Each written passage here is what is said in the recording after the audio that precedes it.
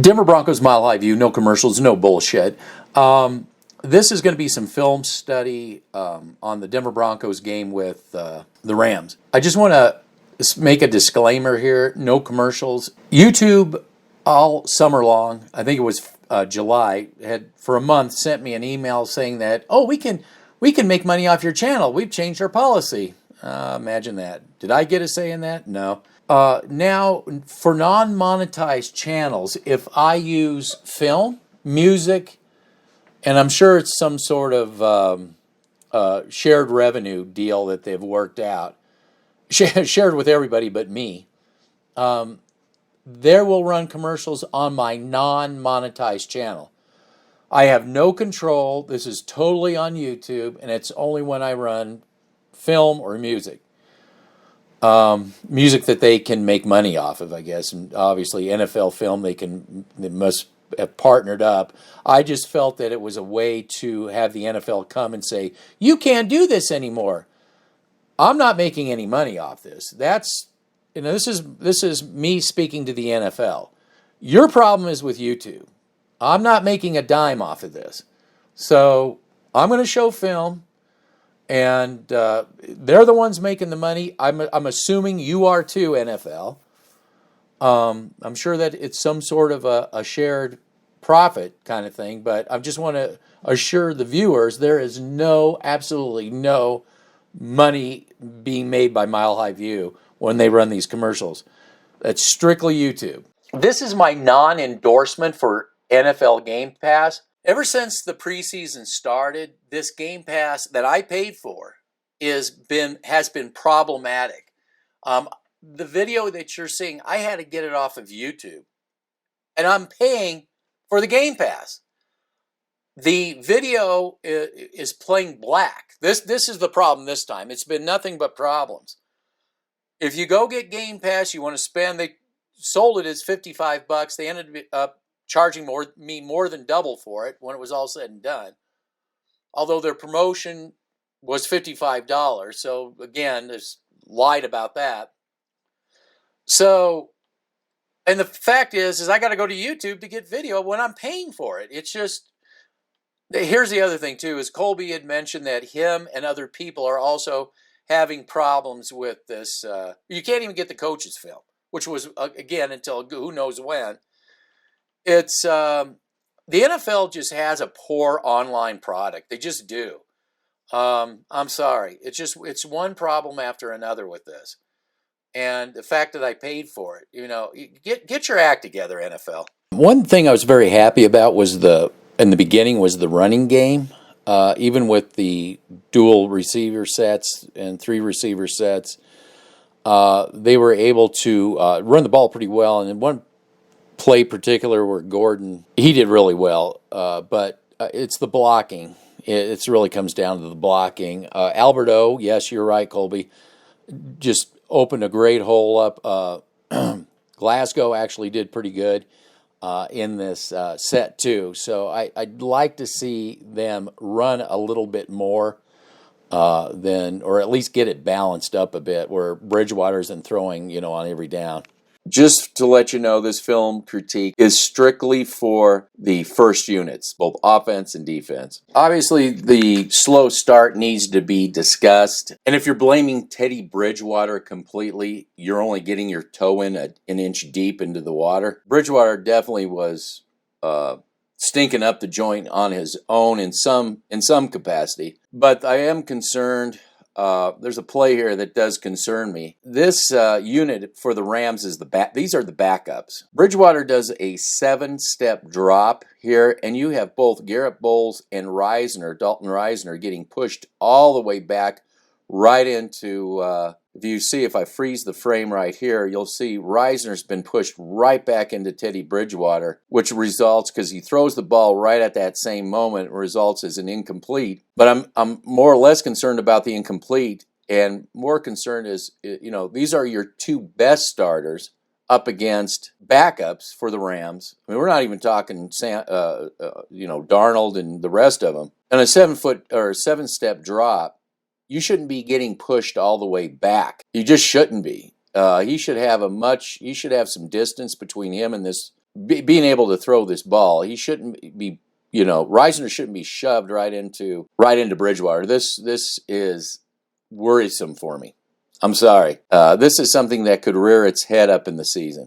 When bringing in Bridgewater, this whole competition nonsense, you're stuck with having to have this new quarterback get in rhythm with receivers. And one of the problems this season, I think, is going to get Sutton and Bridgewater on the same page. I mean, Locke and Sutton already have that rapport. I think if this was an actual game, I think the Broncos could not afford this slow start. They're lucky they have the schedule they have to, these, I would say, lesser teams to get Bridgewater in rapport with his receivers. So this is going to be a work in progress in the first part of this season. And I don't know. It's just with the offensive line that I believe is really suspect. It could be a rocky start more than Broncos want to believe. Okay, I know it's the preseason. I get all that. I don't need comments in the section. It's preseason.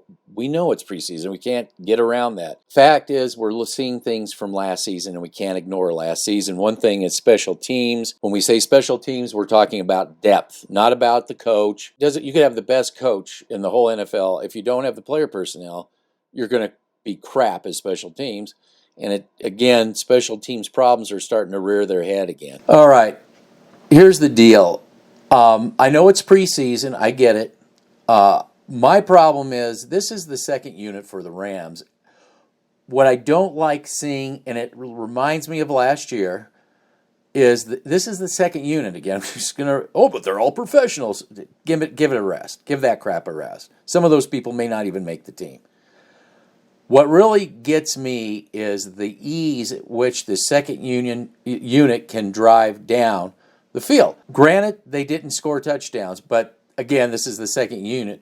I believe, had the Rams' first unit, and this been like week 3 of the season, I believe that the Denver Broncos, by the end of the first quarter, would have been down 14-0 before the offense got back on the field to score that touchdown. I don't think these would have been field goals. Either it's boneheaded mistakes by defensive players, lack of tackling, definitely lack of push up the middle. And I want to say, I think Von Miller looks good. And all you people that think that he's garbage and should be cut, I think you're brain dead. I think Von Miller is a man out on an island.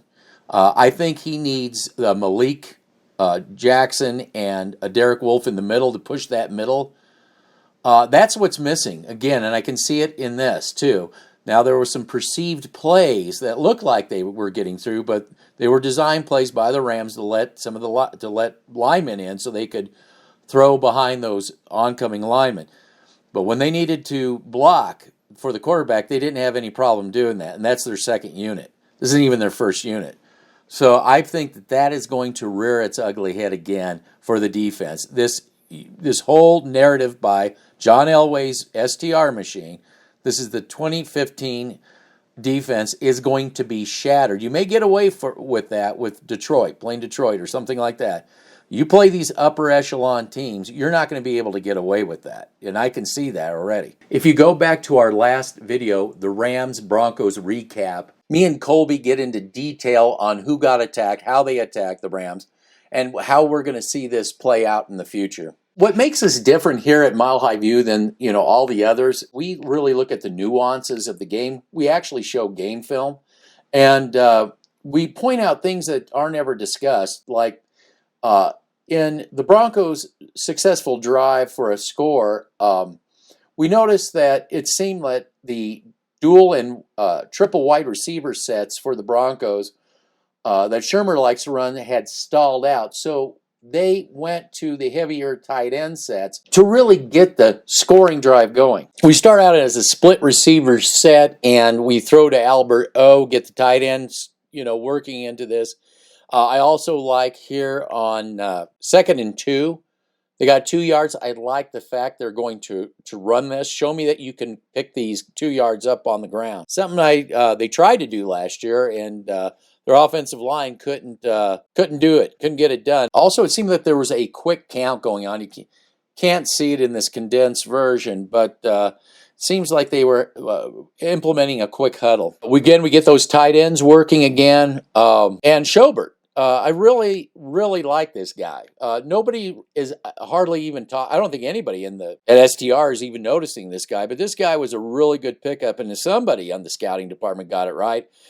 Jacksonville's loss, definitely the Broncos' gain here. Again, you getting those tight ends involved, heavy tight end sets. And again, we brought this up before this game that it seemed like the success came from the heavy tight end sets. Here, Albert O gets involved, and I think Albert O actually had a good game. I really, really like the blocking that he did as well. So this guy is getting developed. That's why I'd rather see this than at least I'd like to see more of this. And not just the 3 wide receiver sets. Well, Colby, I hate to tell you, but Moody could have done a better job picking up his block. This would have been actually a really successful running play had Moody picked up that block. Oh, and by the way, Reisner also miffed on his block. Just saying. Run this play over and over, Colby. You'll see what I'm saying. After the heavy tight end sets and the quick huddle really got the offense going, Shermer gets back into the 3 wide receiver sets. Now they're having a little bit more success with that. Heavy tight end got Bridgewater warmed up. The offensive line warmed up. I think that it's a formula that really needs to be looked into more as the season goes, and when we get into the regular season. I don't think going strictly 3 wideouts is going to happen. Like I said, right now, in my opinion, that had this been the actual had this actually been the game, an actual regular season game, I believe the Broncos would have already been down 14-0 by this time. So I don't think you can afford starting out with these 3 wide receiver sets. I think you need to start out with what's working with you if you're the Denver Broncos. And again, this is not what's being spoken out there. You're only getting this here, and you're only getting the film here. Just saying. We got a decent running play here. You got Massey pulling and doing a seal block, which is really good. And again, there's Schobert, number 82, further on down, making the kind of blocks he needs to make to give his running back that extra, 4 or 5 yards. Now in this, again, went back to the tight end heavy. We're going to run the ball successfully. We got this time Moody and Reisner doing a great job.